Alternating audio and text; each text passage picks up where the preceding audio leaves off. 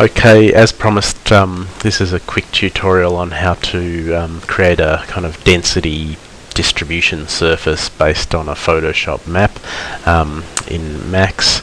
So if I jump across to Photoshop, here I've created a couple of layers. This is my sort of high density layer, medium density, and then low density. And it's sort of black grading through to a lighter white. I'll save that. And in here I've got a plane that it's got the aerial image mapped on it. And what I'll do is I'll just move this up a bit. And what I've done is I've created lots of segments, 80 by 80. And what I'm going to do is displace this object. Displace, not that one. Displace.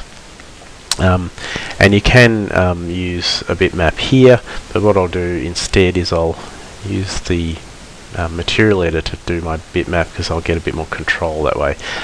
Diffuse, bitmap, there's my PSD, okay, collapse layers, yes, okay. I'll turn off real world coordinates, and I will I'll give it a name, and I'll call it density dist surf map, and I'll go back up to the parent. So this is the sort of basic material, and what I'll do is I'll drag this guy across onto the map here, and I'll do that as an instance, and nothing will happen except when I hopefully drag the strength up. I'll do it quite a bit. I'll do it a lot to exaggerate it. So what you'll notice is, and actually I've got this material, I might just put a blank material on that. Yeah, that's better. What you'll notice is that it's sort of going the wrong way. You could actually, let's see, you could probably put a negative number in here, but what I'll do instead is I'll reverse the this image, which I can do by panning down to output and clicking on invert. A couple of other things to check is your real world scale turned off, and is the tiling 1 by 1, and in the plane that real world is turned off. Okay, so now I've got my kind of height limit map, or density distribution, and I guess what we could do then is use that to kind of draw buildings, extrude them, until they sort of poke through, and you just pull them down a bit. So that could be a building within the height limit, that could be useful.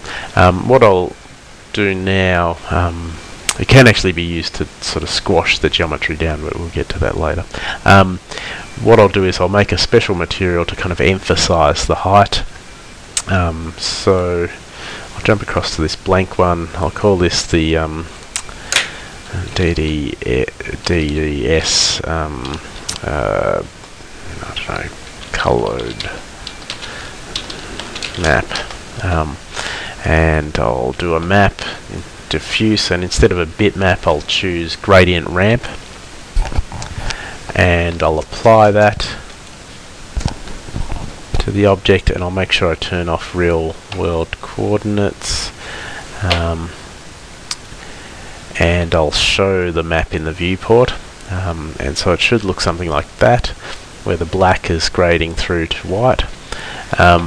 And what I actually want to do is have it sort of go the other way, so I'll apply a UVW map to the object, again turn off real world coordinates, and we'll align the mapping gizmo to the X, and we'll go fit, and now it looks a bit more like that. So the high bits of white grading down to the black. You could actually flip those guys around by double clicking. We could make that white, double click on this guy, make it black, and that would match more closely with our Photoshop.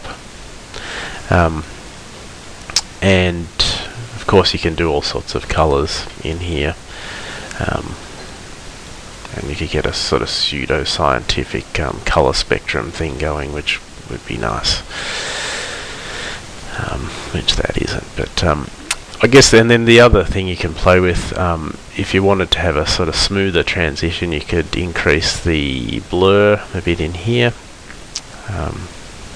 and hopefully what this allows us to do is make, I guess, quick alterations to our Photoshop file. So let's just see where we are.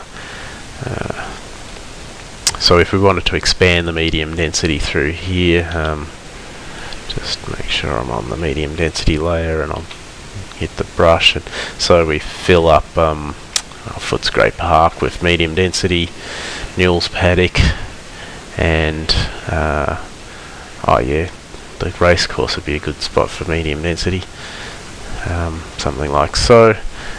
We Control S to save that and jump across, and it's altered it, but it's got a bit, because I didn't turn the low density layer back on. So save, back to max, and you can see there's the Newell's Paddock and the race course. In the materials, we could go up to the parent and we could adjust the opacity in here if we wanted to see a bit more of what's beneath, and you could do a few other things. You could try, you could make it a wire material, so let's see what that looks like rendered.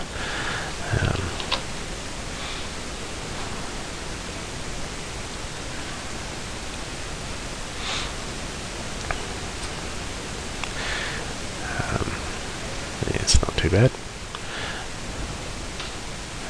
And you could play with lots of different settings and get the kind of look that you're after. Okay.